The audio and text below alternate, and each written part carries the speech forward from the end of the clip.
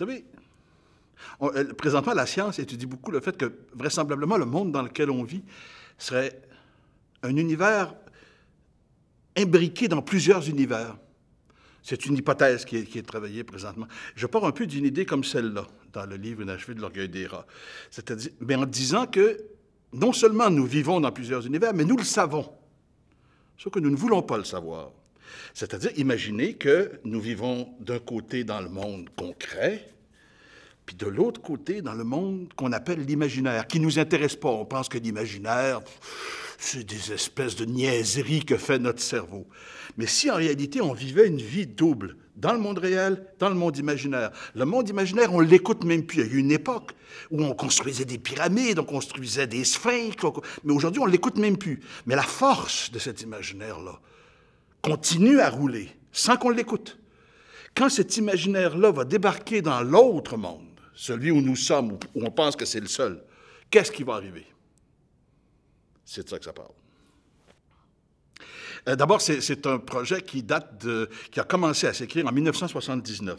C'est vraisemblablement un des sujets sur lesquels j'ai le plus écrit. Et, sauf que jusqu'en 99, de 79 à 99, j'ai écrit au moins 1500 pages pour me rendre compte que la façon que j'avais de l'envisager ne fonctionnait pas. Donc, ou bien, en l'an 2000, j'ai décidé, ou bien je laissais au vidange, ou bien je le recommençais.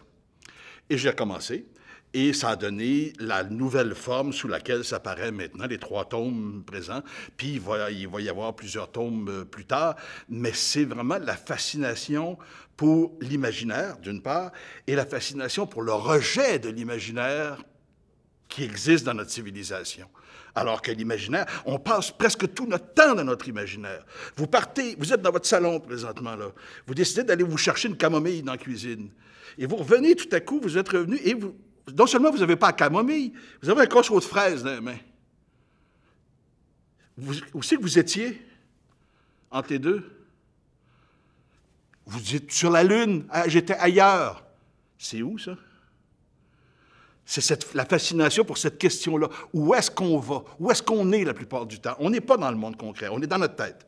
C'est où, ça? Londres. Chez Haynes, table renommée du quartier huppé de Mayfair. Il y est. Encore quelques pas, et il sera trop tard pour même être tenté de reculer. Tout en laissant tomber d'une main qui ne tremble qu'à peine le jeton de vestiaire dans la poche de sa veste de smoking, Steve se détourne du comptoir et s'approche du sommet des 3 larges marches qui descendent vers la grande salle du restaurant.